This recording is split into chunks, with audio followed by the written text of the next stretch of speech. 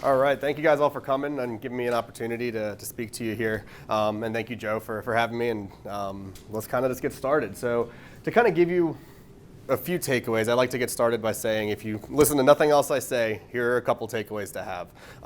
Unfortunately, I'm following up Joe's talk about work-life balance by saying, hey, here's a whole bunch of stuff you guys need to do. The reality of that, though, is if you really, truly love what you do, and you love helping people, this should not feel like that much work. Because my number one takeaway is just be yourself and put yourself and your brand out there. And if you can do that, you will be successful. The second biggest takeaway that I have is it's going to feel like it's a ton of things to do. Just get started. If you just do something every day, a little bit more, it'll eventually get a lot easier. You'll learn. It'll be effective. No marketing is an overnight success. Everything takes time, whether that's digital, whether that's print, social media, video, it does not matter. If you come out there and expect, I'm going to make a video today, and in a month, I'm going to have one new client because of that one video, it's not going to work that way. So give it time, put time and money and effort into it, and it should pay off. So that's my biggest takeaway right off the bat. But for starters, the computer wants to cooperate. A little bit about me. My name is JJ Gagliardi. I'm the CEO and co-founder of Changeover Media. In the back is Brittany, our creative director, and also a co-founder with me. We started Changeover Media after years of working for another real estate marketing company, and we just felt very, very limited. All we were really doing is shooting listings. We were just doing the photo, video, 360. We did it all, but it was only specifically for the listings. And I have over 12 years, 13 years. It's a long time of experience in video production. I've been doing this professionally since high school.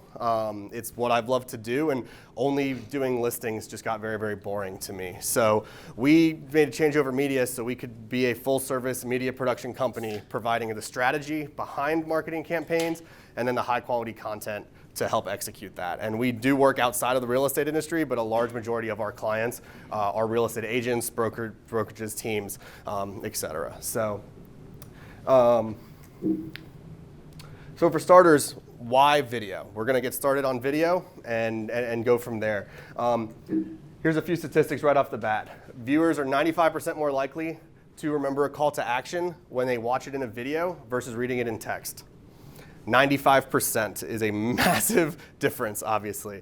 I don't know how you guys browse the internet. I personally, if I'm reading something, I read every few words, see if it's important, I move on. If you get their attention with a video, they will take the information you're giving them, and remember it. Secondly, video marketers get 66% more qualified leads per year than a company that does not use video marketing.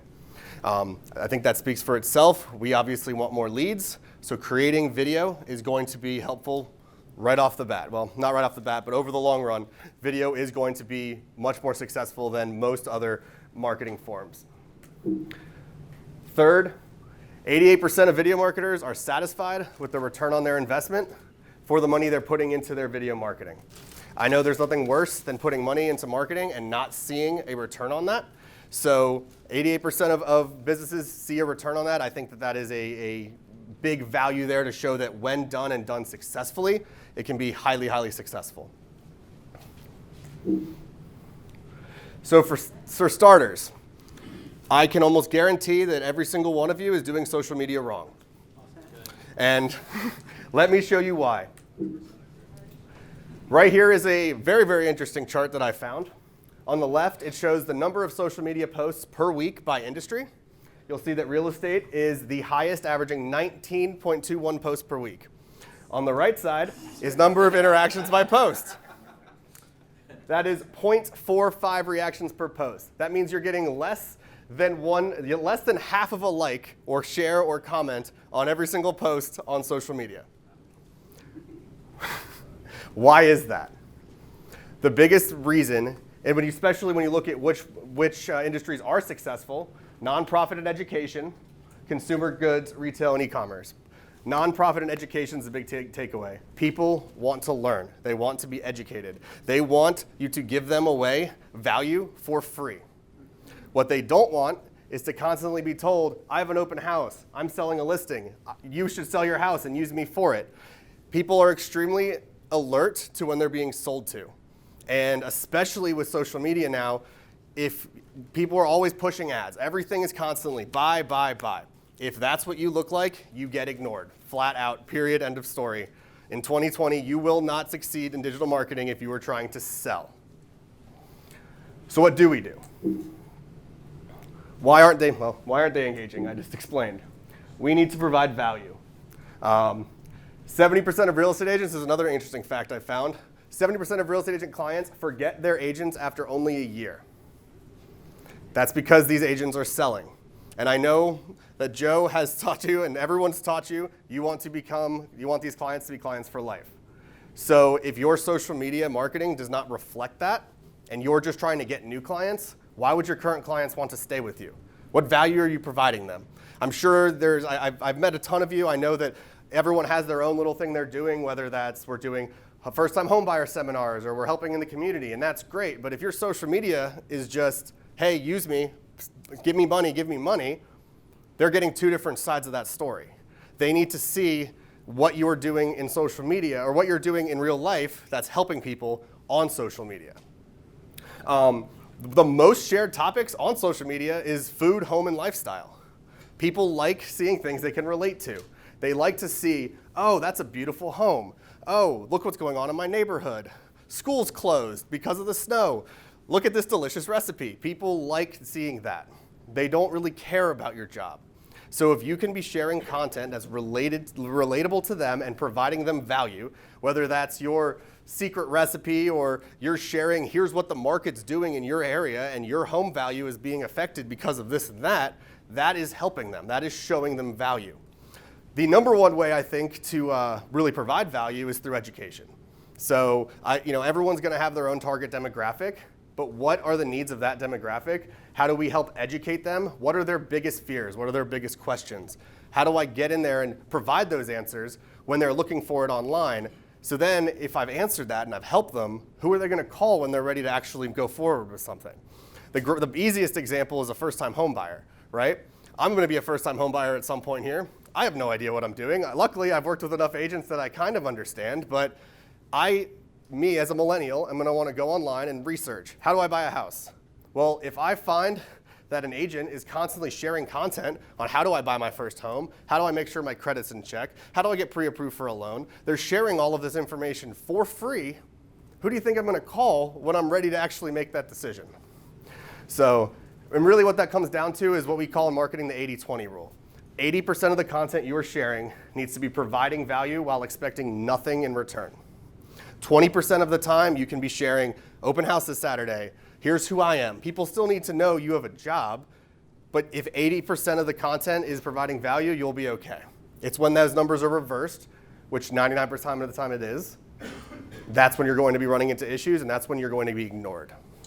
So JJ, I got a question for you. Yeah. So instead of posting a listing that just got under contract, how would I swing that from telling people I sold a property to providing value around that content? Sure, absolutely. Well, you have a few options. For one, if it's a beautiful property and you've done great media for it, just share pictures. People like looking at pretty things. So if it's a beautiful property, you can just share content about that property. Number two is how do we turn this from being, I just sold a house or I just helped my client sell a house to, look, a property in your neighborhood sold for this amount. How does that affect your home value? Changing the way that it's away from seeing like you're bragging into you're helping others in that area just suddenly became an entirely different post. So that would be my recommendations. I will say transaction-related posts are tough because a lot of the time it is, look what we did. But one of the best ways that I've found is instead of posting, hey, here's what my numbers are, here's what my team's numbers are, why don't you post, hey, here's what the market's doing. Here's what this neighborhood, this specific area, here is what we've seen as a trend. That subtle difference changes the conversation away from you to providing value to them.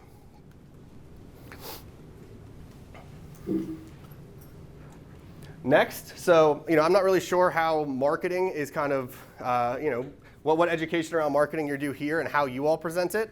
I like to think of marketing as a flywheel instead of a digital marketing funnel. If any of you are familiar with HubSpot, this is kind of really what HubSpot's all about. Is yes, you do have funnels that need to happen. You have lots of leads come in, and eventually at the bottom's clients. The problem with a funnel is when you pour something in, it comes out the other side, and it's done. Instead, you should be thinking of this as a constant flywheel, a moving circle that's constantly providing those who have made it through the funnel more value, and those who haven't made it just get put in and just keep going around that circle. That's why I think that digital marketing is a non-stop, never-ending process. If you're constantly providing value, you're constantly helping, you're constantly reminding your current clients, hey, I'm still helping people. Just because I've sold you one home doesn't mean I'm not providing you value anymore.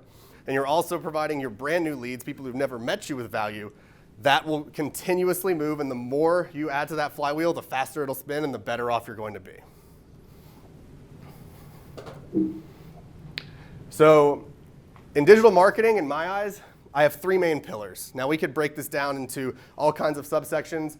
My goal with this talk is to kind of give you a big overview and then a few key takeaways. So when we look at the 3 pillars, we have strategy, I have content, and then I have analytics and management. If you are missing any one of those 3, your campaign will not be very successful. Content without strategy is going to be useless. Strategy and content without the analytics and the management to actually back it up is also going to be fairly useless. So let's dive into each one of those 3. For starters, let's talk strategy. You might have heard the phrase content is king. That is always true. Without content, nothing's going to happen.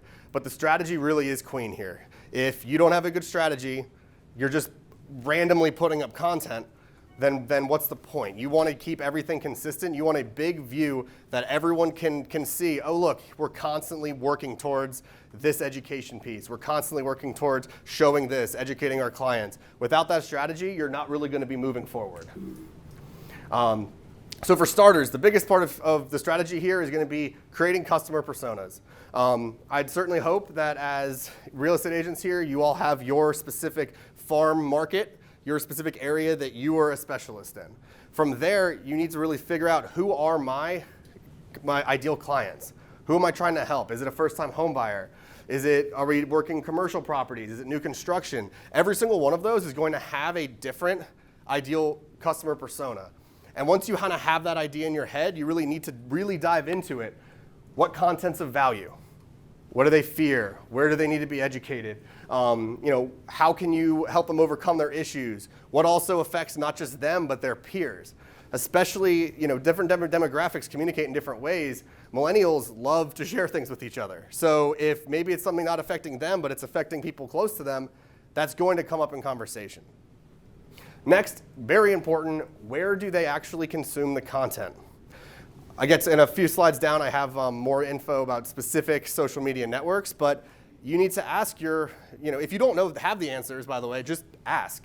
Ask a millennial where they're on social media. They'll tell you right off the bat, but ask anyone. Where do you consume content? Are you on Facebook? Are you on LinkedIn? Do you read blogs? Do you listen to podcasts? All of that is important information, and someone who's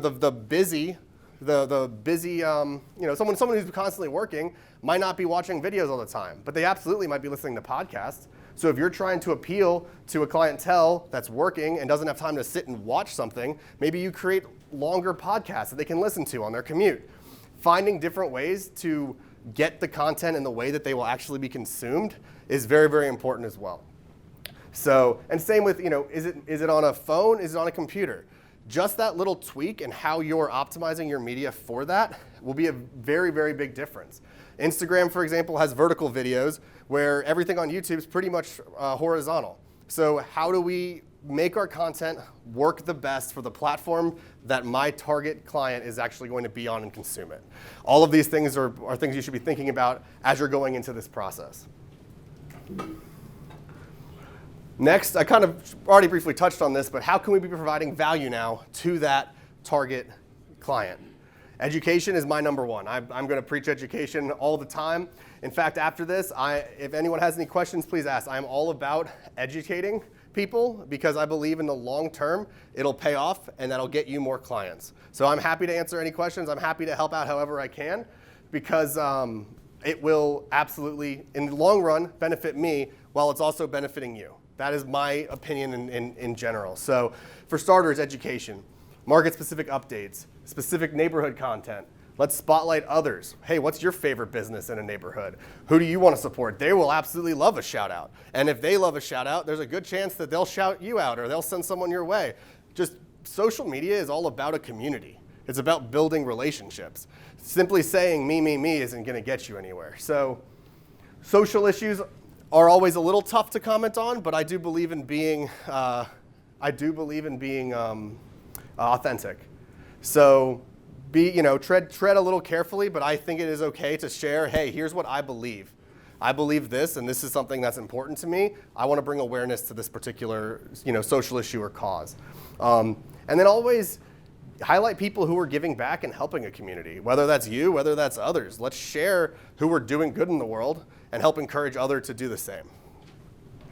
Stop right there. So everybody, you guys all came out here to learn about this stuff. What questions? He's had a lot of content. Yeah. It's really deep. What questions do you guys have here that you came Sure. out to bring up? Could you email us all the slides? Yes, yeah, absolutely. So I'm recording the whole thing. I know I talk fast and have a lot of information, so I apologize in advance. But absolutely, I can email out the slides, and I'm going to be emailing out more content about all of this as well, so it's all of you. We'll have this video as well as a companion blog post for you so that you can view the slides, you can get more information on it and see the statistics behind it as well. Do you guys email too? Yeah. Absolutely. Yes, sir. This is specific to your personal page as opposed to your Yeah. business page, correct? Or is there overlap? A little bit of both. I mean, I think Most of the interaction is going to come on your personal, not your business. absolutely. And I think that you guys are in an interesting situation where for a lot of you, your business, you are your business. You might have a team, but for the most part, you and your brand are kind of the same thing. So I believe that this applies to both. You should be authentic across the board. You should be providing value across the board. As a business page, you should be providing more value than you are asking in return. So it applies to both there, but yeah.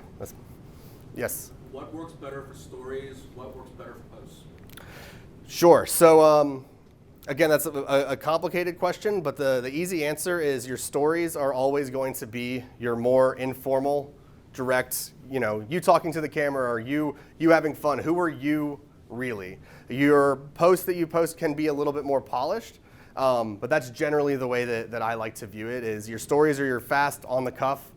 Here's what I'm doing. Here's my updates. I'm a real person behind this Facebook page, where your actual post should have a little bit more thought going into it of here's exactly what I'm targeting. Do the same ratios apply with Pareto's principle to 80-20? I believe so, yes. Yep. Thank you. Yes. Going back to what Myra was talking about in regards to person to business, you've got both pages.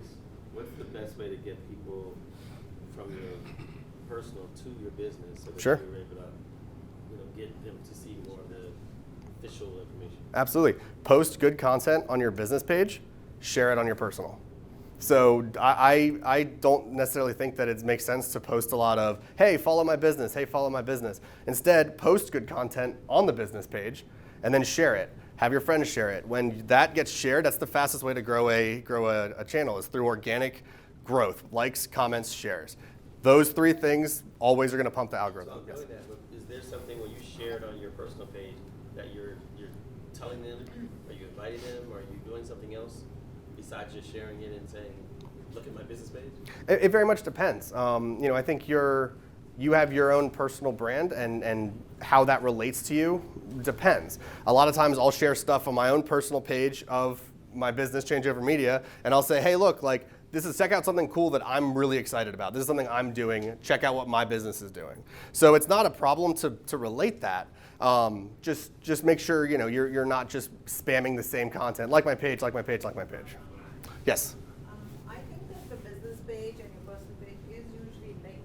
Because every time I post something on my business page, I see my friends have, It can be. It that depends. might be the solution for what you have. Yeah, and you can have it that way, where you basically post on one and it'll cross-post on both. Especially as I get a little bit further, there's some social media kind of management programs that helps you schedule out posts, and so you could schedule out a post specifically for the business or specifically for personal, or you could have them go out at both at the same time. Absolutely. Yes. I was going to ask Mark's question. You can invite people, like on Facebook specifically, you that has helped get some people over to my page. Just like do 5 a day. Yeah. And just because you can just look at your friend set and see who hasn't liked the page, and you can Absolutely. personal note. And to add on to that, it also depends on the social network you're on.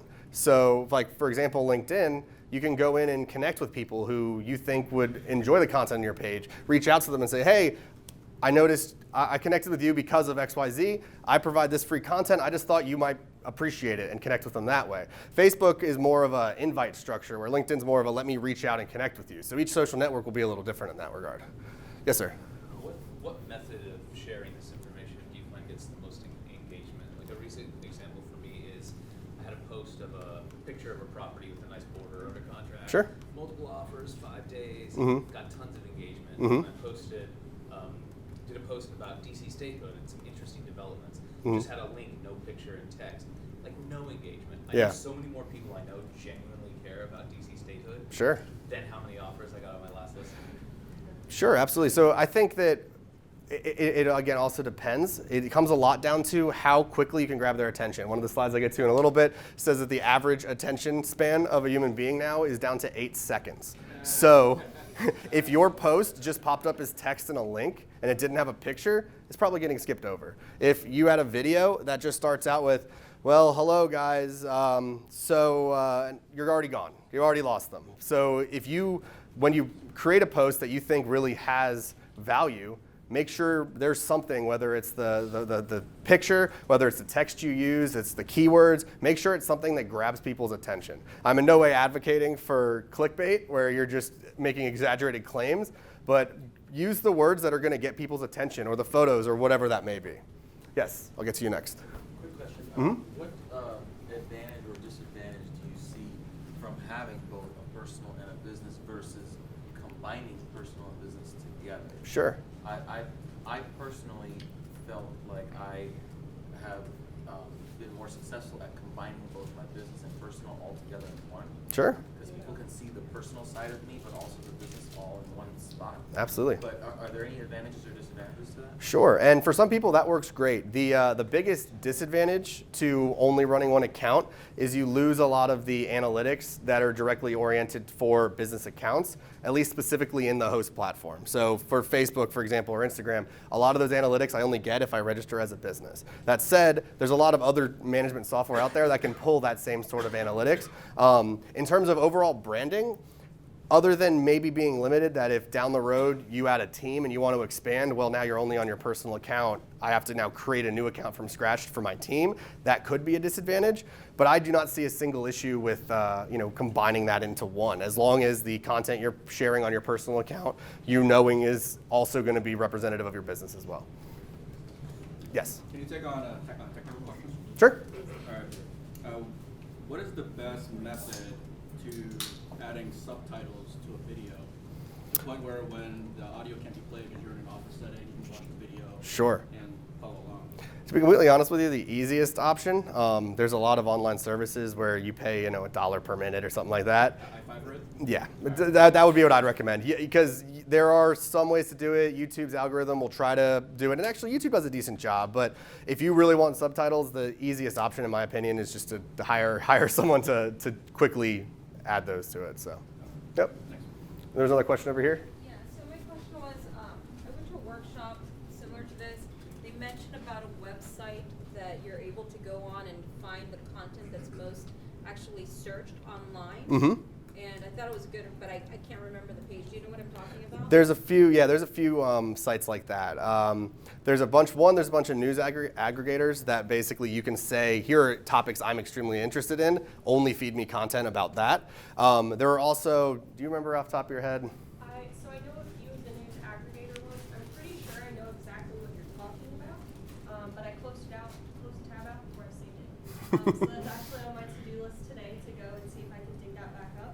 But was it one that would kind of show you what your competitors are posting versus? No, it was based, and I thought it was like fantastic because it's based on what is the audience's mostly Google searches when it comes to real estate.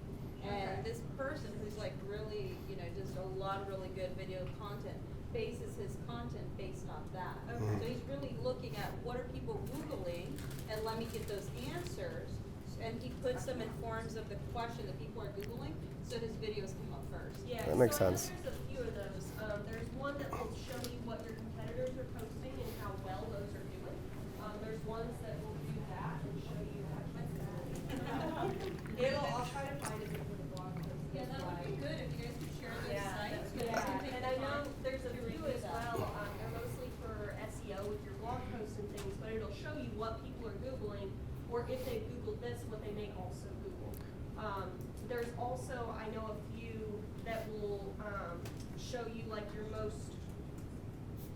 basically the most searched for results, and then you can do Google alerts as well. So it'll alert you when big news comes out, where it'll give you like the 10 of the day of the top for whatever specific thing that you put in. Which Could work more Mhm. on news advertising. Yeah, all of that would be really helpful because like I get all of this and I see it at a lot of the events where okay, I have to be on content, that education's a big thing, but then I feel there's other parts that I feel are still missing. Sure. That we need to be able to pretty much go more on and figure that out so we're more proactive and Absolutely. Yeah, we can definitely share some of them. I know Google itself has a very, very good tool for analyzing Google searches. Its intended purpose is for SEO, search engine optimization for your website or blog, but it can absolutely be used for that, that type of purpose too. Well, what's being searched? What's the most popular? What are my competitors? Search terms that they're using? All of that is very powerful from Google. So we can absolutely share some of that. Because I've been told, I don't know if this is correct, I'm not knowledgeable, but I've been told that when you're going and you're putting those phrases or those words within your video, it'll give an opportunity for where Google will actually, without paying for it, will put you above. Absolutely, exactly, and that's entirely what SEO is all about. Basically, getting as many keywords as possible in it to get people to click on your links to help Google or whoever's algorithm push you to the top. So we will absolutely share some relevant content about that. I don't dive too much into SEO in this talk, just because SEO is an entirely another massive topic on its own. We're going to be providing lots and lots of upcoming blog posts about all different types of social media, all different kinds of digital marketing, video, photography, SEO work, websites, blogs, all of that. So we'll be sharing a lot more content in the coming weeks. So we're going to send out some right after this presentation here later today. I'm going to send out an email that has a whole big summary, and then we'll be sending out more emails as we go forward. Yep. Yes. You specialize in the real estate world, right? We do, mostly. When it comes to overall social media impact, do you have like a list of the most impactful hashtags? Yeah, to use? we've absolutely, yeah. Well, so the issue with hashtags is it changes over time. And so you can't be, if you're caught using the same hashtag every single time, it actually gets viewed as spam because you're only sharing the same thing over and over again. But absolutely, we've done a good amount of research into, I'm sorry? Yeah, but by spam is who? The algorithm itself, so Facebook, for example, or Instagram, if you always use the same hashtag DC real estate, and the same batch of them over and over and over again, every single post you do, after a while, it's like, okay, this content's the same. We're not going to keep sharing this because, especially if your engagement's low. Now, if you're killing it and everyone's loving your posts, then keep using it. It's working. Don't change it. But if you're not getting good traction and then you keep posting the same hashtags over and over and over again, it ends up getting viewed as it's just repetitive spam, and the algorithm itself will not push you up in other people's feeds as often. You also Yep. want to look at. Sorry. You also want to look at the hashtags you are using individually, because what works for you may not necessarily work for your competitor and vice versa. A lot of the hashtag is based off of reach. So if you have a lower follow amount, you don't want to use all hashtags that have 1 million and plus posts. You won't be seen. You'll drown in posts. So you want to kind of optimize it to say, we're going to pick 3 hashtags that fall in this range. We're going to pick 2 that fall in this range, and then 1 from this range, 1 from this range. So with that, it's kind of there are some hashtags that work universally, but for the most part, it's an individual thing. Yep. So is there like a list of emails, I guess? Yeah, I mean, we'll absolutely share out some of our useful hashtags, and then also the tools we've used to analyze hashtags and how we pick the ones that we choose to use at a certain time. Specifically for Instagram. I'm sorry? No, you're fine. You're speaking mostly specifically for Instagram. Well, so Hashtags for Yes. Instagram, yeah. It's starting to become more of a thing with LinkedIn and Facebook, but because it's so new with that, there's not as much analytics behind the hashtag itself on there. And Yep. last thing, how many hashtags do you recommend per post? It varies. She's most up to date on that research, so I'll let her answer that. Currently, it's 7 to 9, but if you want to, and you want to try to use them organically, so you would want to say, hashtag Happy Friday to all my hashtag followers. You want to try to do something like that. But you can also, if you want to go past that 9, if you do it in the comments, I don't think it counts against you in the algorithm. Okay, good enough. No. Go ahead. Define good. What do you So, mean? Like when you were talking about if you get a good feedback on it. So if I have 1,100 followers and I get 40 likes on a post, is that good? If I get 3 comments, is that good? That's very relative. It is relative, and there's not really a set answer for that. I would say good is in relation to how everything else is doing. So if you have 5 posts that are all doing 40, that's your baseline now. So if I now can do a post that's getting 60 likes, follows, whatever on it, that's now performing better. What did I do differently here than I'm doing on the other ones? There really isn't some set, I want X number of percentage of likes. I mean, there's going to be stats out there that say, here's what's the averages are, but the reality is every account's going to be different. So you need to figure out where is your baseline.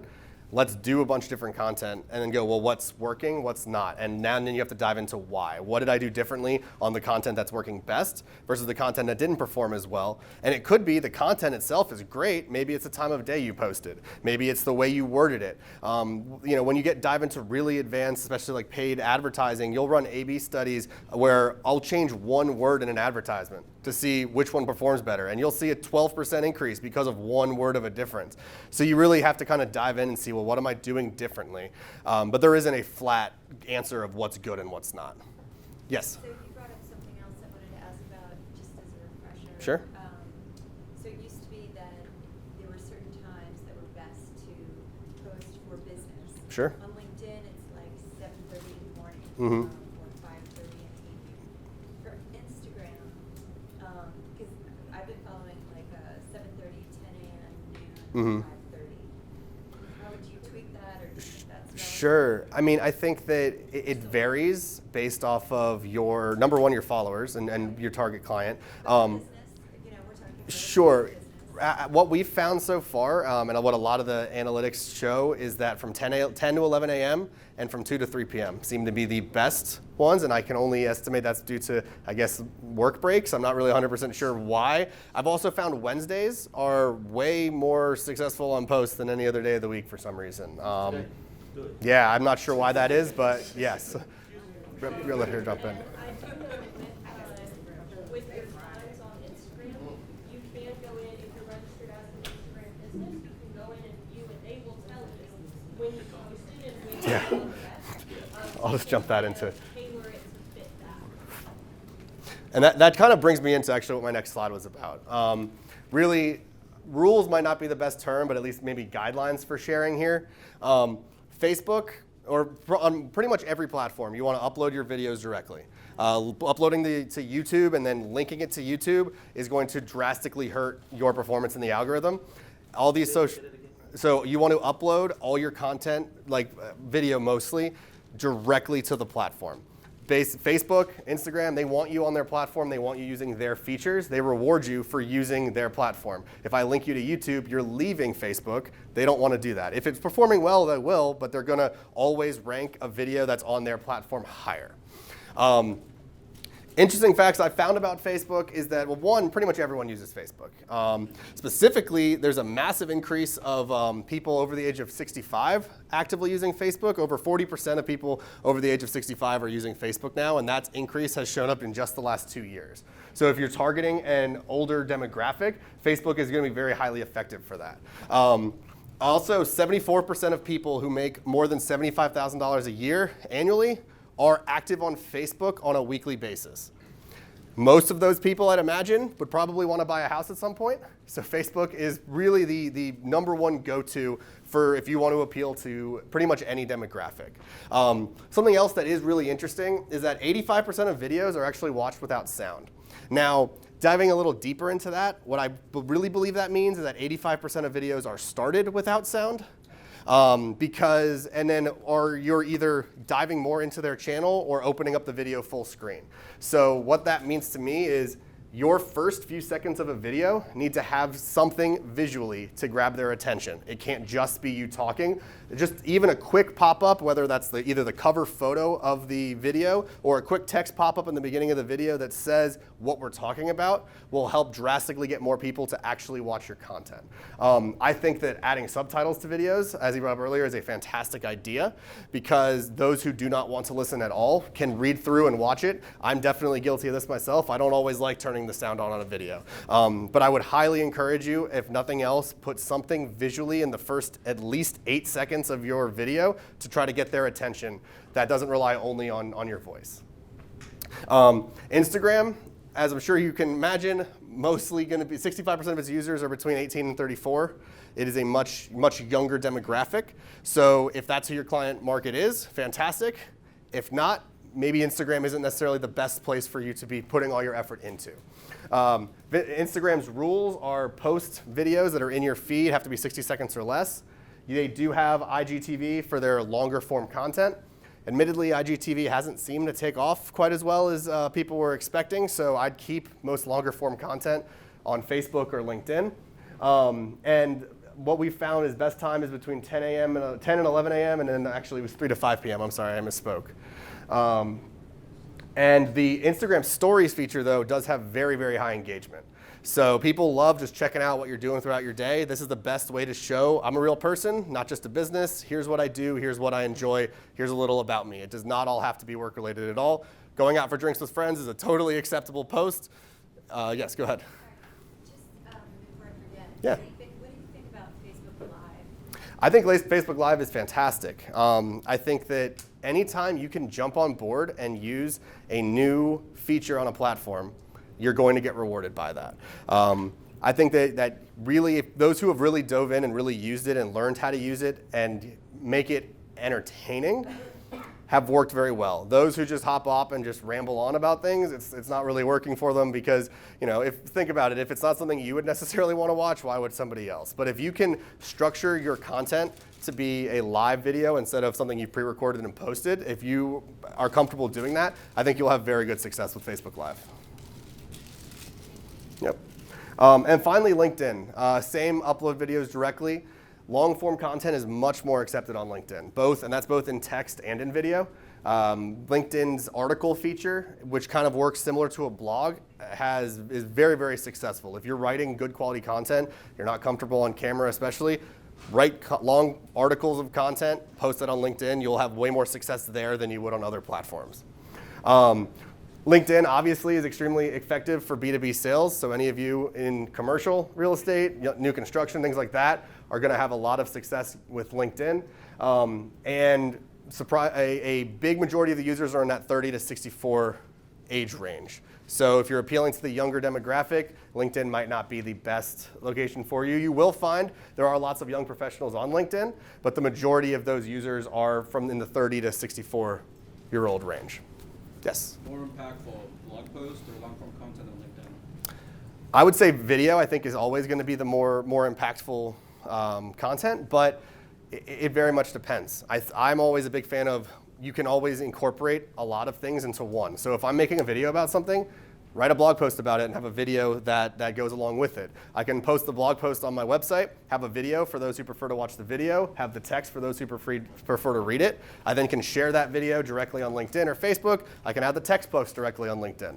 I'm all about the ways to maximize content, the better. So right now I'm recording this, and what I'm going to end up doing is taking the long form piece of content, share up the video for those who want it. I'm going to potentially chop up the audio, turn it into a podcast. I then can go in and take a whole bunch of little snippets of things I like that I said and create little mini pieces of content. I know you're laughing at me because this is Gary Vee's content model. If any of you follow Gary Vaynerchuk, this is exactly what he does, and he preaches this.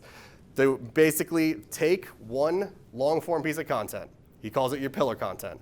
From there, we're going to make as many other little pieces of content out of that as humanly possible, constantly share that around. You then view what works best, what related to people, what pieces of that content did they like, and then you find ways to repurpose the long form content and make more pieces of content based off of that. If I can take an hour presentation and turn it into 30, 40 pieces of content, That is so much easier than recording 30, 40 individual videos to share. So I think that those of you who are already doing education for your clients, you're already teaching classes, something like that, record it. Share it around. That's a ton of easy and free content to have. Yes? This is not so much a question, but I will say, going back to the point about videos, when I post a flyer of an event, I probably get maybe 10, 15 likes. Anytime I post a video about the same exact event, I typically get about 200 to something likes. And it's nothing exciting. It's literally just saying what the event is. And so I found a lot more engagement when I post a video. And then I just have a flyer right behind it. Sometimes you do like a slide. I get just 200% more engagement than if I just post a flyer. So I'll keep that in mind. Yeah. And the reality of that is it just comes down to its biology. When you're watching an exciting video, more dopamine's dripping into your brain. You're going to want to click the like. You're going to want to share that. If I just see a photo, if that didn't resonate with me immediately, okay, I'll keep going. That's the reality. You're just trying to get someone to go, oh, that's cool, for a split second. That right there is another interaction on your post. And you want to do as many of those as you possibly can. That's really all it boils down to. Yes? Are there any apps out there besides like Instagram and Facebook and LinkedIn that you recommend for like creating the content, like to create the video and make it look cool and then post it? Absolutely. Yep. I actually get to that in a little bit. Yeah. Right off the bat, I mean, those of you who are on Apple products, iMovie is completely free for video editing.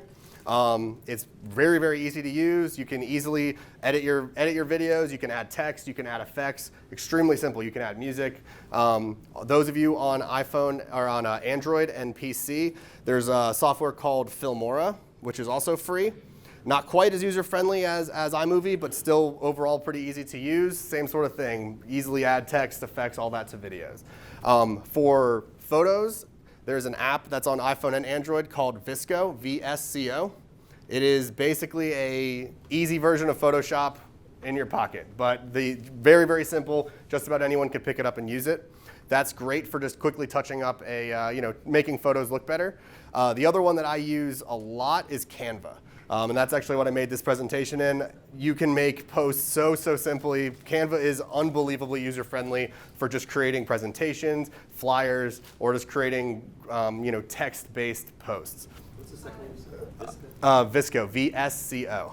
You can also, with Canva now, they've rolled out their stories. So you can build an Instagram or Facebook story in Canva, and it will save each slide as an individual photo for you to just quickly upload. And you can now do some small video editing with Canva, but it's still kind of in its infancy. So it's not fantastic. There are definitely other options out there, but it's something you can probably keep an eye out in the lead for the move forward. Yes. Another 2 cents on Canva, which I love. My brand, like I worked with a designer to create something, and they were able to provide me with like files that I can use as overlays in Canva. So like there's the templates that are available to everybody publicly, and then you can work with someone to create custom templates so that you're posting like your coming soon sign or like your for sale sign, and it looks awesome and it's within your brand suite. That's really cool. Set up your brand colors and have your logos auto-loaded in there so that you can always quickly reference your brand colors to use in the post. Yeah, I Go ahead. actually about that. I am not Using capable Canva of and doing the thing I just described. But by paying someone not that much money to do it for me, I now it's set up and I can create whatever I want super fast and easy. Go ahead. What's your handle? It's collective piece.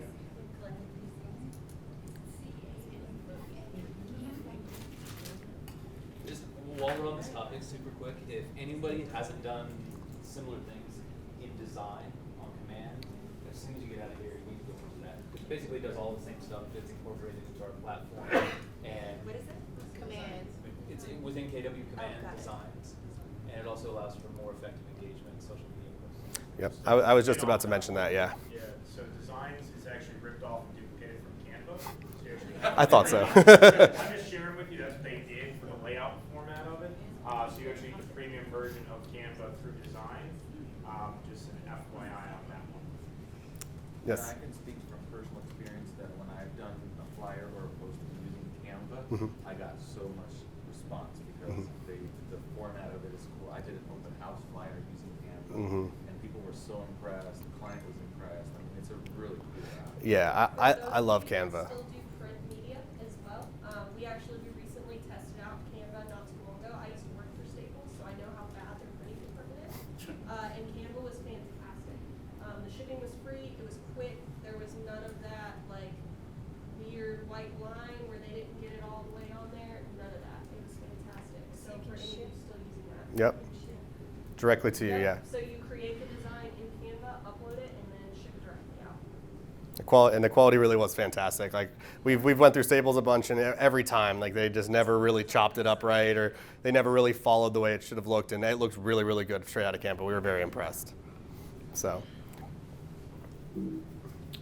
All right, so these are a few more of the topics that we just don't have the time to cover today, but more parts of an effective digital marketing campaign: your website, a blog, email newsletter, consistency branding across the board, paid ads, and lead capture are all going to be other areas that are included in digital marketing that we just simply don't have time to cover today. Happy to talk with any of you about all these more. Personally, I think the paid ads is kind of the last one to get to, because in my opinion, running paid ads doesn't make sense until you have everything else lined up properly. Once you know that you've got an effective method for getting people to check out your content, give you their contact information, continuously give them more content, put them into that lead funnel, and then get them onto your flywheel, then you can start putting paid ads into actually getting more people into that system. But if you don't have a system, I see no reason to be putting money into ads, because it's not going to be effective. So in my opinion, almost every time I found that someone says, oh, social media advertising doesn't work, is because they do not have a system in place to actually take advantage of it. Yes? Question for you. So in this room, I'm a realtor. I'm selling anywhere between $10 million to $200 million of real estate per year, and I just do not have time to orchestrate all that. Sure. What done for you services are you aware of that can just say, hey, here's what I need, and this is the menu, and in this room we can go and execute on it? Absolutely. So you kind of beat me to the punch there. So we are coming out with a kind of a trial run of a complete social media management plus content creation package for real estate agents. I've worked closely with Joe. I've worked with a ton of different KW agents, and over the last few years, we've really nailed down what are the requirements, what is needed. And so we're going to be rolling that out, and we're actually going to be up on command for that to work. I'm still figuring out details with Joe, so I don't have specifics. At the very end of my presentation, I have a slide about all the things that we are going to be able to offer there. But we are able to offer those services. There are absolutely others out there as well. The biggest issue we found is that a majority of companies out there are doing either only social media management, only media production, and that's pretty much it. Where we've run into issues is we have clients who have spent money to get a really nice video made, but then have no idea how to effectively use it, which then makes it look like our video content isn't effective. And the bigger problem is the implementation's not. So what we're trying to do is come out and say, let's build an entire digital marketing strategy. Let's create the content that needs to be in there. Let's check the analytics. Let's make adjustments as we go. Let's work on a monthly basis to get you towards what your goal is going to be. So we're coming out with something like that, and we'll be sharing more information about it. I'm just still working out the details with Joe. Yes? Before we leave today, if there were 3 takeaways that you think are the most important we should focus on. Sure. What would they be? Number 1, just do something. If you're not already, just do something. Anything is better than nothing. It is a ton of information. I fully recognize that, and we're only, we're 60% through. There's even more information to share, and that's not even going deeply into it. So pick something that you enjoy doing. If you don't like being on camera and you really, really don't want to do it, I'm not going to force you to get in front of a camera. Find a way that you enjoy doing it and get yourself out there. Write blog posts if that's what you prefer to do. Take photos if that's what you prefer to do. Do something is my number 1 takeaway. The next thing I'd say is just simply think about how all of this strategy plays together. What is your brand? What is your brand known for? Why are you different than every other real estate agent out there? Now, how do we keep consistent through that brand across everything you're doing? Whether that's social media, your website, across the entire plane, you should be a consistent brand. And finally, I think the last key takeaway is provide value and expect absolutely nothing in return. I think that no matter what it is you choose to do, if you are providing value to people, they will find it, they will like it, they will enjoy it, and they will share it. It's going to take time to get to that point, but if you're just expecting to be able to share, I'm a real estate agent, you should use me, you're not going to get traction through digital marketing. I would say something kind of going off of that is your engagement. Keep an eye on your engagement. Make sure if people comment on your post, comment back to them. If they're liking your post, go in, drop a like on one of their posts. Scroll through your feed occasionally and just like some stuff. Leave comments that are more than just nice. Like, engage with people a little more. It pulls people back to your social media so much faster. Then they feel they kind of have that relationship and that connection. It's called social media for a reason. It's all about building relationships. If you just come across as I'm just some company who's in it to make money, you're not building a relationship there. So you need to be providing value and interacting with your followers, whether they're your clients or not. That's the biggest, that's the best way to be successful. There's a hand. I'm just Yes. gonna add a tactical thing to that. One thing that I do sometimes in terms of my outreach or engagement, look at my Instagram stories and see who's watching them, and there are a lot of workers. And you don't necessarily engage with them because they're not commenting on your story, but helps you prioritize in your sphere who is engaged and watching you and interested in your business. And then I just offer, if they're friends or people in my sphere, I just say, hey, it's been so long, let's go grab coffee. I don't even talk about business, and they're already following you, and so they're gonna talk about business and be more receptive than somebody who's not following you or who's following you but never looking at your stories. Yeah. On that topic, I was told this by multiple people, but didn't confirm it in any verifiable way. So basically, going off of what you said about how if you use certain things, you'll get rewarded. So I was told that if you consistently view a lot of stories, that it will kind of boost your prominence in other aspects. So it's recommended to wake up in the morning and start your first story and just let it run as you're getting ready. Yeah. Any tips for that? So I think that makes sense because that helps boost you in the algorithm, showing that you're not a spam account. Right. So it shows that you are a real person. You are, even if you're just setting your phone down and letting it run through the stories, you're taking the time to let it do that. So it knows that you're not a bot, because a bot is not going to go through and watch all the stories. It's not going to scroll through a feed like that, things like that. and that's a great point. That's probably where that builds off of. So one of the issues you run into here is you are using their platform. You're on Facebook's platform, you're on Instagram's platform. They can change the algorithm at any time, and there's absolutely nothing you can do about it. So what works today might not work tomorrow, and there's nothing you can do about it. So our mentality about it is there's always going to be, hey, here's the latest hack. If you do this way and use this many hashtags, you'll get boosted more. If you're constantly providing value, no matter what, you'll survive all these algorithm changes. So today, just pop it on stories could absolutely work, but it might not in the future. And so there's really no way to ever tell what's going to happen, because they also don't say, hey, we made an algorithm update. Here's what's changed. It just changes one day. And one day, all of a sudden, your posts that were doing well are no longer doing well, and you have to figure out why. So I think no matter what, the more you use a platform, the more success you're going to have. Now, I fully recognize everyone in here is extremely busy, and it's extremely difficult to do that. We struggle with that as well. We spend way more time on our clients' media than we do on our own. Something that we need to work on. So I totally get it. But if you can be constantly providing value, you will be able to survive through whatever changes may be happening. So I'm going to do a real quick dive into just how to be more effective with your videos. Right off the bat, you need to grab their attention. Start with a hook. First 8 seconds or less, get them interested in what you're about to talk about, whatever that may be.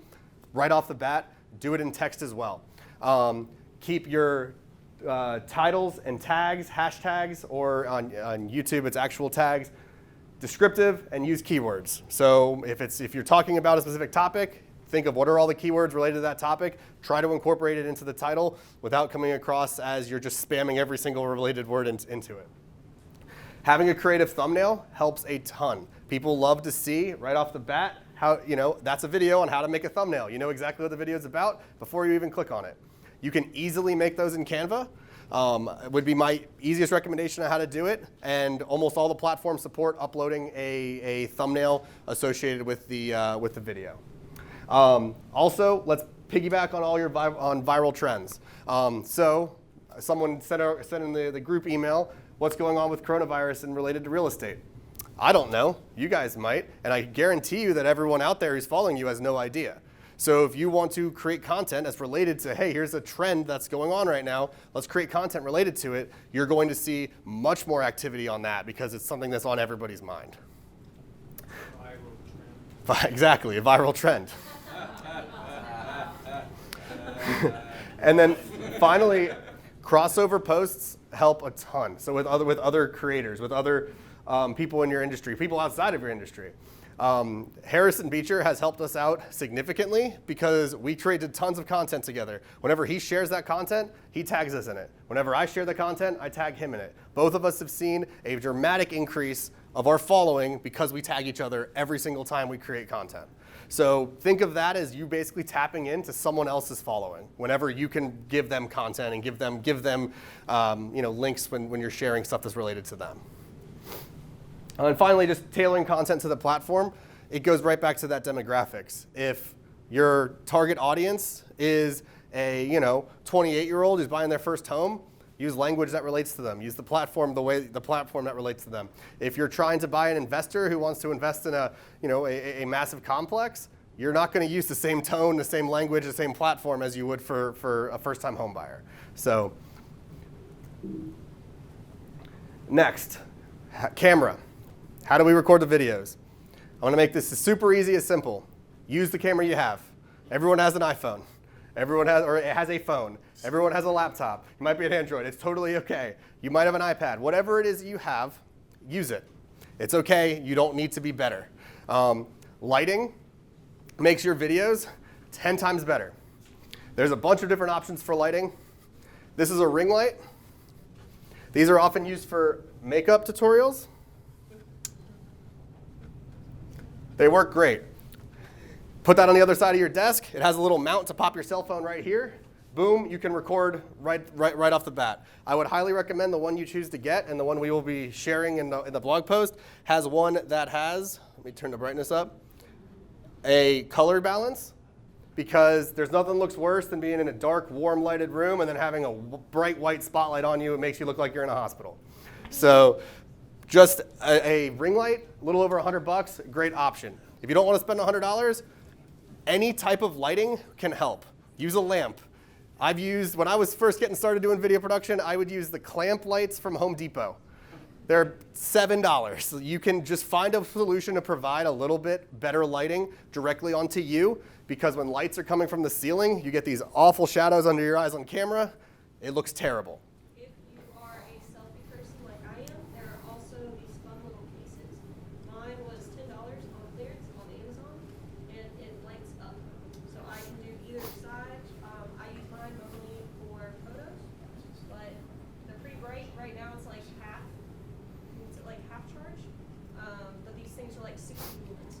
So this will give you what you need for it, and that's an option if you don't want to go the ring light, and you do need a new phone. Mm-hmm. That is always a great option too. The other thing to pay attention to just is the lighting in your shot.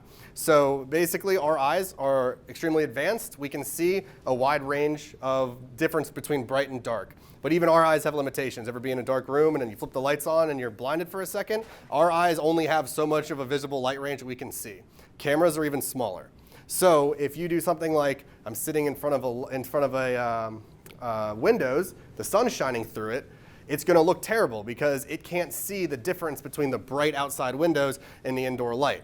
So find yourself a situation where you can somewhat control that lighting, or at least have the bright source of light on you. So if you can be facing the window and have the camera between you and the window, natural light's what's going to look the best. If you have a way you can do that consistently, don't bother buying a light, sit in front of a window. It's going to be infinitely better. Natural light looks fantastic on camera. But just pay attention to when you're filming what's going on around you. Same with, ideally, don't have a cluttered background. Clean up your desk a little bit. The little things there will play a role in the overall video production there. Next is also just keep it stable somehow. No one really wants to watch a video of you spinning around unless you're trying to show something. Grab a cheap tripod, grab a GorillaPod like what the iPad's being stood on right there. Something small, sitting on your desk, that's all you need. Just keep it mostly stable.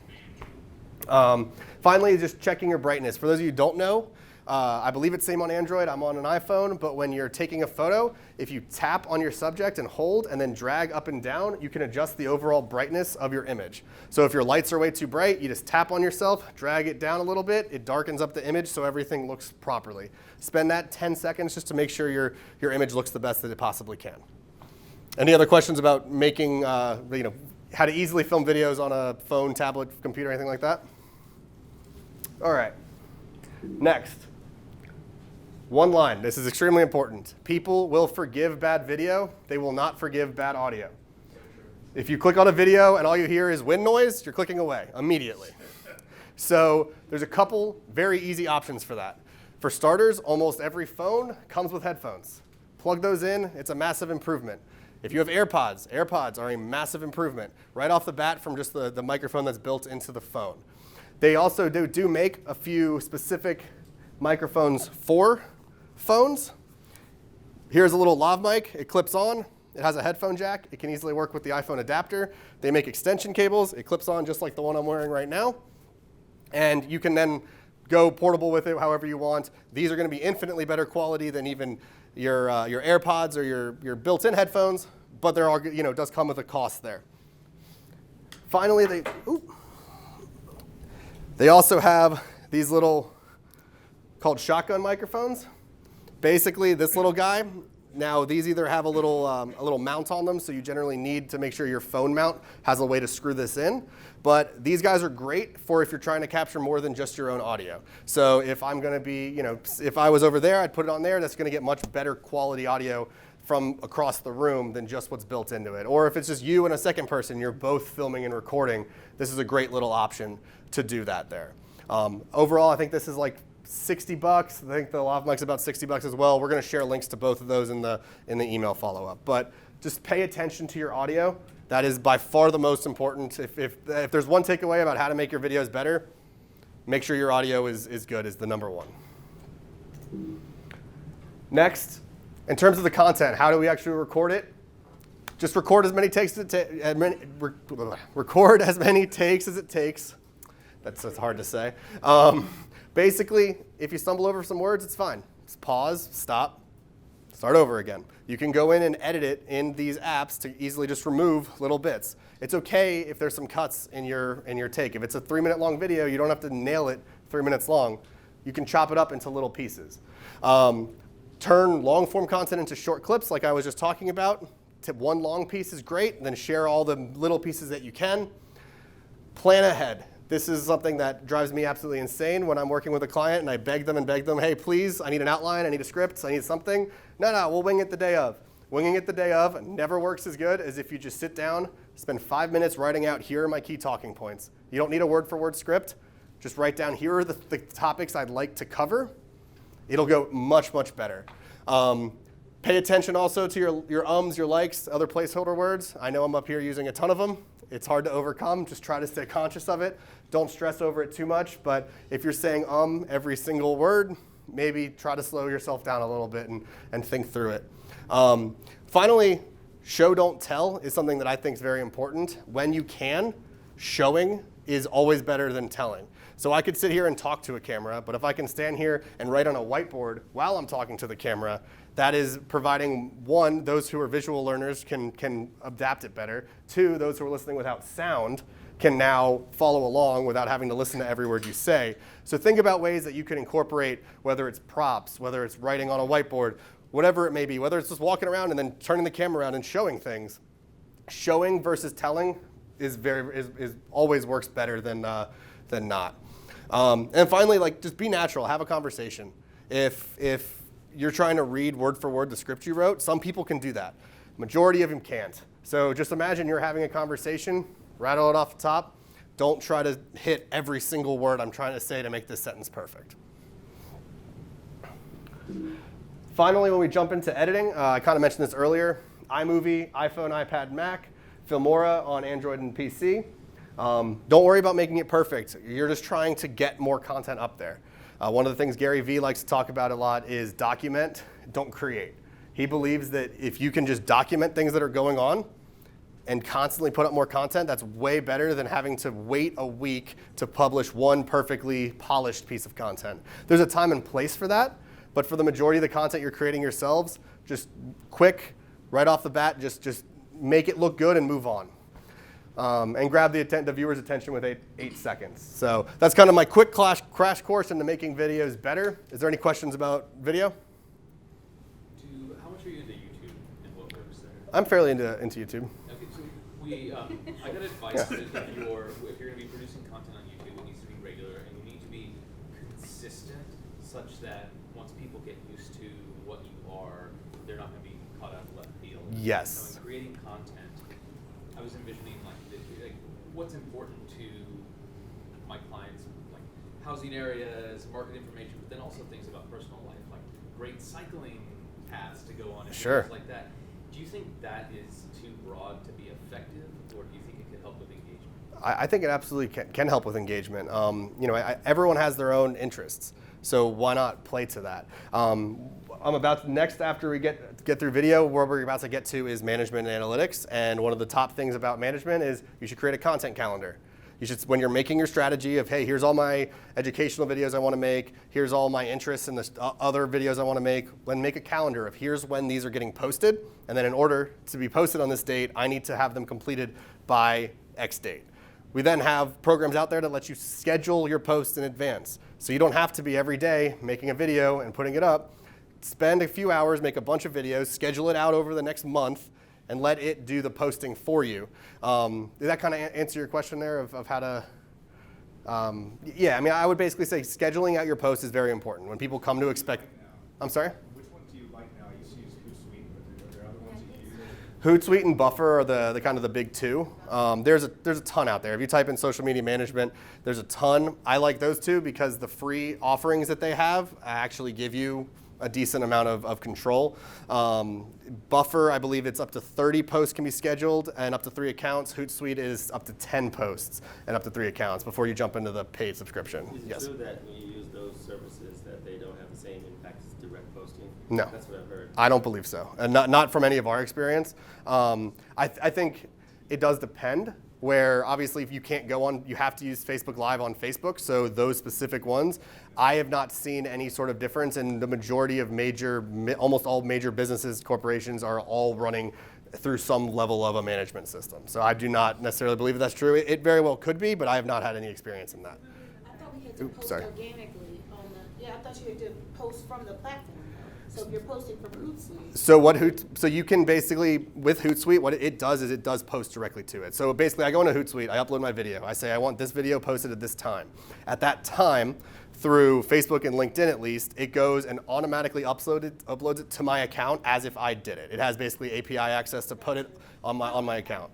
That part I understood. I stopped using it because I was told that you needed to post directly to the platform.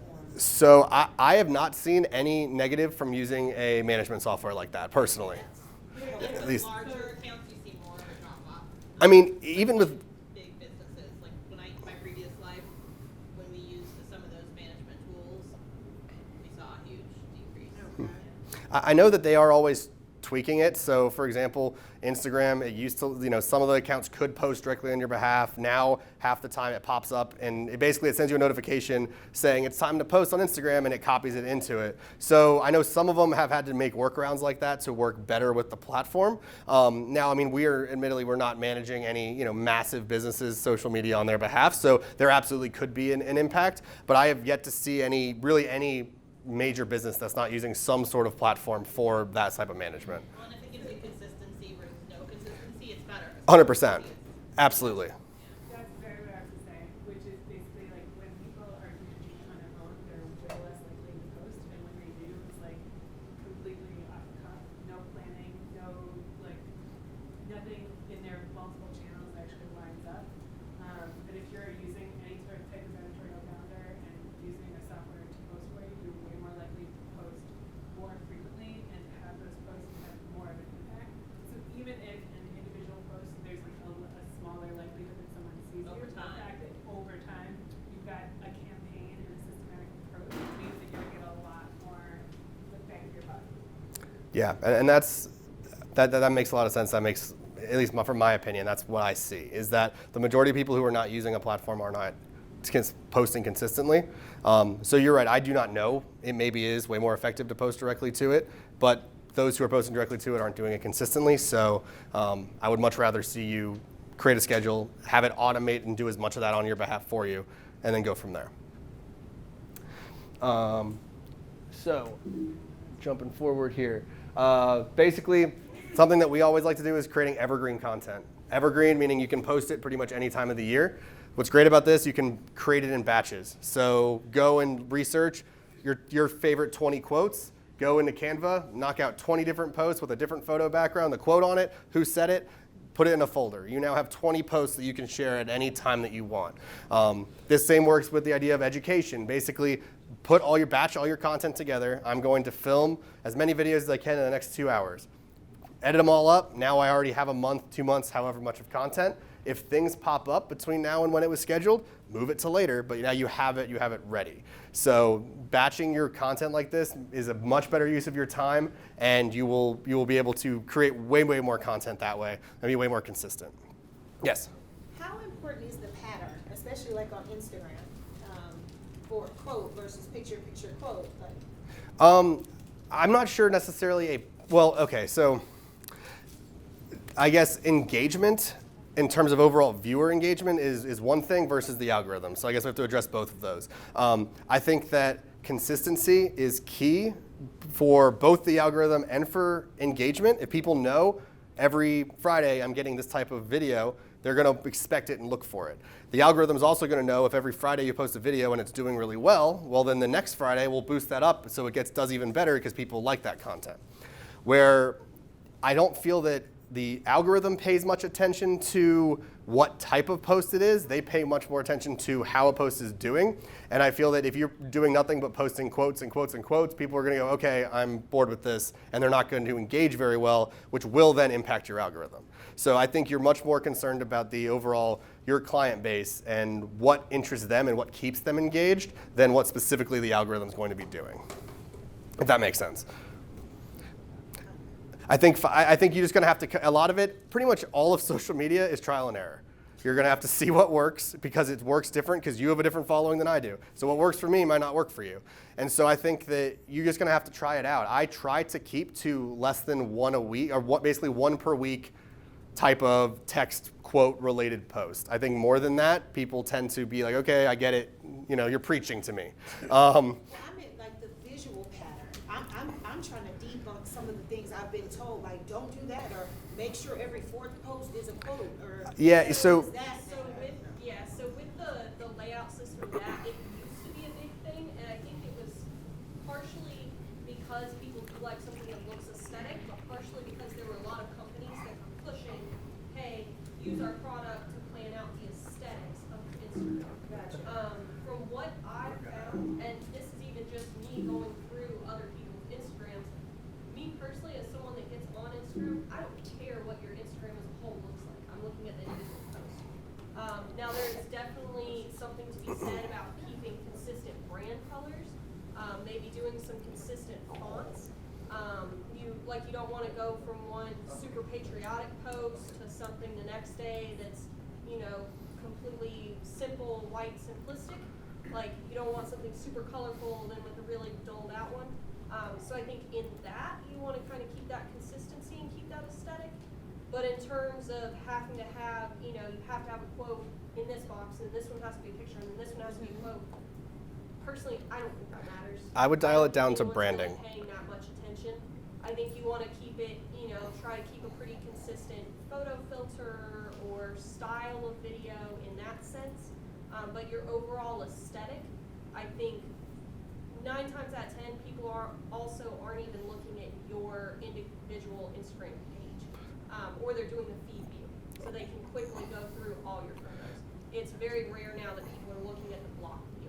What I would dial that down to comes down to your branding. You should have very strict guidelines as to, here's my brand, here's my logo, I have a specific tone I use. I have specific colors I use. All the content I share needs to have this level of polish, whatever that level comes across as. At least all of your main posts, story is going to be excluded from that. So when someone goes to your feed, I don't think it matters the pattern of what's there as long as everything looks the same. If you're all over the place and one day it's red and one day it's blue, everyone's like, what is this? It's disorienting. So you want everything to have a consistent layer of gloss from your website to your social media to your business cards. Everything that you do should have one consistent feel to it. Past that, I don't think it matters too much what patterns or consistencies you choose to go with. Yes? And I just want to add that hit it right on the nose, because I was having trouble having a interesting Instagram account or whatever, and I followed that exact same thing that you just said. That, like, you know, like I went to Taylor Brands and got like a logo, and then what she said, I did that too. I try to make every single post have a similar aesthetic, and then I started getting more people engaging with my page and whatever, and then the followers grew by the double, basically. Yeah. Because people like that. So it definitely works. And the biggest thing behind that is it builds that consistency. So they know when they see something in a certain style, or they start consistently seeing in their feed these colors with this style, they're thinking of you. Whether it's consciously or subconsciously, they're starting to equate that to you as a brand. So that kind of pulls in that consistency there, and you don't have to worry as much about, okay, well, every Tuesday I do this, and every Wednesday I do this, and then I have to have this before this. So it's more, people start to build that consistency on their own and build your brand in their mind. Something I'd recommend is create a brand guide. If you don't have one and you haven't seen one, I can share mine. Kelly shared with me the KW one. So basically, what this guide is it's something that anyone you work with who's going to do any type of design work for you, you share with them. And it says, here's my logo. Here are the variations of the logo I use. Here are the fonts that are my fonts that I use on everything. Here are my exact colors that I use. Here's the type of tone that I try to have in all of my posts. And just by creating that, you've now defined here's who my brand is. And then you can then share that out, and that's extremely helpful if you're working with someone like me, because then I go, cool, here's everything I need to know to make posts look exactly the way everything else does on your account. But having that for yourself lets you know, here are the rules that I'm putting in place for myself. So I know that my brand looks its very best across the board. So I would highly recommend creating yourself a brand guide. It's not too difficult, or you can always get, depending on who if you had someone design a logo for you, you can normally get them to create you a brand guide as well. You can also make one in Canva. It's not too difficult, but just really put the thought into what makes me and my brand unique. All right, so we'll get this all wrapped up because I know we've been going on for a while. Finally, really, it just comes down to analytics. So closely tracking what works, what doesn't, and then making adjustments as you go based off of your findings. This is probably the page you want to take a picture of. Here are your key KPIs to be paying attention to. If you're trying to grow your reach, so your overall number of people aware of your brand, followers, impressions, web traffic, and share of voice. So followers is pretty self-explanatory. Impressions is the total number of people that your post got put into their feed of. Whether they stopped or scrolled past it, impressions is the total number of people whose screens it came across. Web traffic is when you're linking outside, specifically to your website, your blog, how many people are actually getting linked to that. And then share of voice is basically how many people are sharing your posts, specifically in an industry setting. Now, this one's a little tough as there's not a specific number that looks for that, but what you want to be doing is paying attention to who's sharing your posts. Are you being shared by other people in the industry, other agents? Did they like your content? Having your client share it's great, but if you start to grow your brand and become an industry expert, that's adding more legitimacy to who you are. So paying attention to who is sharing your content, not just how many shares, is very important. Yes. So basically just how many clicks to your specific site, or the links you share, how many people are clicking through that. Ideally, most of the links you share should be linking to your own content. It's totally great to link to others as well, but you can really specifically track, I made a blog post, I posted it on Facebook, how many people clicked from Facebook and checked out my blog post. So that's really what your web traffic's going to be. Engagement is specifically going to be clicks and views. So when you're watching a video, how many views do you have? When you shared a blog post, how many people are clicking on it? Clicks is a little bit different than web traffic because pretty much any type of post can have a click element to it. But that basically means that whatever you shared, people are actively looking for more information on. Likes, shares, and comments are your big three. That's the one that everyone's going to be paying attention to. All of those combined make up your engagement. So the more of all of those you can have, the better, pretty much across the board. Finally, your last ones are going to be conversions. Now, these are going to vary per person, and they become a lot harder to track in social media. How much sales revenue am I getting from social media? Now, how do we track that? You had to really have developed a system for it. But if you're following up with your leads, you should be marking them as where did I get one? Where did I get you from? If I've seen, hey, I've got 5 leads from social media, and I've converted 3 of them, and that's this much revenue, I now can see a direct correlation to how much work and money I've put in up front to now how much is that affecting my bottom line. There's not some magic software that can show you all that. That takes effort on your part, but that's the end goal of what you're looking for. When you're just getting started, your reach and your engagement are what you're looking for, but as you evolve this strategy into really growing your business, everything in the conversions is what you really need to be paying attention to.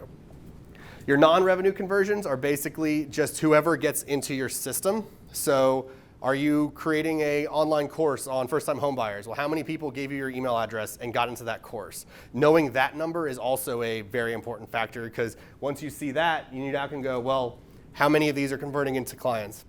How many of these leads are just fizzling out? And where are they fizzling out? And what can I do to keep them interested? Things like that. Yes? I've got a question for you. For business posts, both on through IG stories, Mm-hmm. we can see in our team who of our followers have viewed it. Mm-hmm. Through the insights of Facebook Business, Mm-hmm. we track that. We can see organic views from, but it doesn't say external source of where exactly those people are coming Mm-hmm. from. It would be great to be able to see who is actually looking. Yeah. Is there a way to track that? I'm not 100% sure directly on the stories element. Facebook general. Facebook general posts. Instagram we can see. So, Facebook you can't. to my knowledge, not specifically who's viewing your posts, no. At least not just in overall posts, who view it in general. So the biggest reason for that is on Instagram, someone has to specifically click on your story. On Facebook, they more are tracking impressions of how many people scrolled past it, and I haven't really seen how to directly pull the information of who clicked on it. Now, when I'm running a targeted ad campaign, or when the way to kind of get around that is run something that's going to say, hey, give me your email address, and I will give you this free PDF on this educational piece I'm doing. Now you've found a way to try to collect that information, but Facebook does not provide that as readily as Instagram does. At least not from my experience. Now I know some of the analytics software can dive way further into that, especially some of the really higher end analytics software, but most of that's going to be geared towards really big business that's kind of out of your and I price range. Any other questions real fast before I move on? All right, well, we're just about wrapped up. Sorry about the mix up on the positioning there, but basically Buffer and Hootsuite are the two I recommend for scheduling. Very, very user-friendly. Buffer is way more user-friendly than Hootsuite. When you're looking at analytics, Buffer and Hootsuite both have analytics software as well. Overall, I think Buffer is just the more user-friendly version of it, but Hootsuite does give you more free scheduled posts there. Finally, and for analytics, if you don't know yet, your business page gives you free analytics on Facebook, on Instagram, on LinkedIn. You can dive in and see specifically what posts performing, how they're performing, the times of day your followers are most active. You can see a ton of this information for free by diving into the business page, as long as you have in fact signed up as a business. So, but Buffer and Hootsuite do make it a whole lot easier to really view and analyze those analytics. They can give you nice printout reports, much more user friendly. But if you're willing to put in a little more effort, the free version is just as effective. Finally, kind of just diving into engagement. We kind of briefed on this already, but you should always be looking for engagement. It's social media. So when people comment, hey, I love this post. Thanks, I'm glad you liked it. That little bit helps significantly. It helps break you apart from just being another business who's just posting content to someone who's actually building relationships with your followers. The other big thing is going to be actively always seeking out people to follow.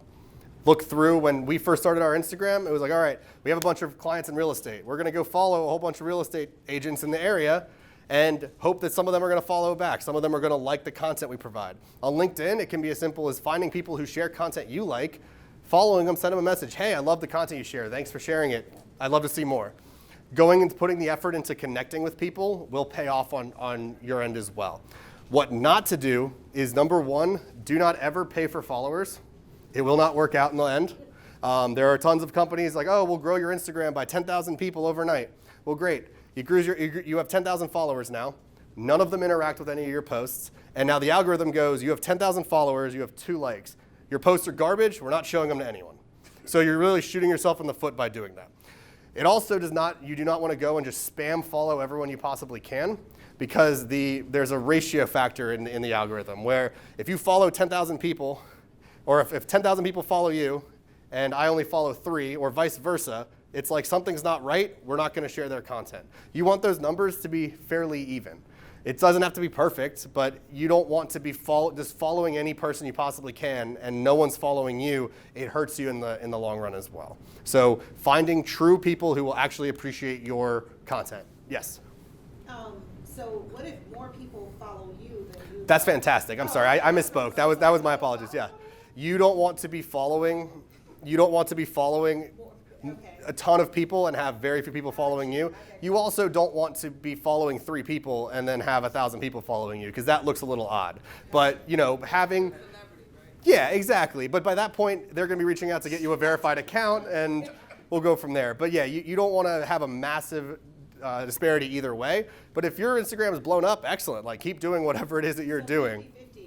It would be great. I mean, I'd say 30-70, somewhere in the range between, in that range. I just don't want to see 10,000 followers and you follow 10 people. Well, either your content's fantastic or something's not right here, and how did you get all those followers? Because normally if you have 10,000 followers and you follow 3 people, are the posts you're posting getting fantastic engagement? Because if so, cool, keep doing what you're doing great. But if you have a ton of followers and you're not getting engagement, something's not right, and the bigger that discrepancy, the more that's going to hurt you. Gotcha. Yep. So basically, again, this is a long-term game. You should be evaluating your content about every 30 days. You can't be making decisions, at least not right off the bat, after 1 week of data isn't really providing you anything. Ideally, I really like to see 90 days of data before I make any massive changes to the way I'm doing something. This is a long-term game. It's not going to happen overnight. But you do need to adjust your content off of what you're doing, off of what works and what doesn't. Just doing the same thing over and over and over again and expecting different results is the definition of insanity. It's not gonna change just because you're doing it online. Again, this takes time. This is a year-round process. This is not I'll do this in the winter so it helps me in the spring. If you do this year-round, you'll constantly be benefiting from it. And finally, as you brought up earlier, how can you get help with this? So we're going to be rolling out a package where basically we're going to be able to partner with real estate agents, teams, brokers to be able to provide them monthly content, strategy, management, basically everything all in one package. So for those of you who do not have the time, this is something that we're going to be able to offer. Basically, we're going to start out with an initial session where we're going to do a full digital marketing roadmap where we're going over time, what are we trying to accomplish? We're going to set up your social media, or at least optimize it to what's going to work the best for you. We're going to give you a complete brand audit. So what we talked about earlier, does everything look the same across the board? No, then how do we make sure we get that to be the same all the way across? And we're also going to give you a headshot and a profile video about, hey, here's who I am, so you have that to be able to share out. From there, we're going to be able to do monthly filming session where we can do market reports, educational videos, recording classes, whatever you may like. Basically, we're going to create content for you, video content, on a monthly recurring basis. We're then going to create a content calendar, schedule out your posts, give you a monthly analytics report, create some evergreen content for you as well, and basically automate as much of that process as possible and take that off of your hands. We will be able to, so right now we're kind of doing a beta test of this with you guys, because what we don't want is to have a ton of people sign up and have us not be able to handle that level of management of that many agents. So we're limiting this to about 10 agents to get started. And then as we grow and we can expand our team and really get our workflow down, we'll be able to expand that past that. We do want to be adding on the ability to do daily engagement and content sourcing for our clients as well. Right off the bat, we're not going to be able to offer that. And for anyone who does sign up for the monthly package, we are going to be giving them an additional discount basically on all of our services we offer, real estate listing shoots, any other event coverage, complete video production packages, all that kind of stuff. So anyone who is interested in that, feel free to give me your business card. We'll sit down and kind of have a conversation about if this would work for you. So, have any questions? Awesome. All right. Awesome. I appreciate you all giving me the time. I know it's been a long, detailed, filled presentation, so thank you.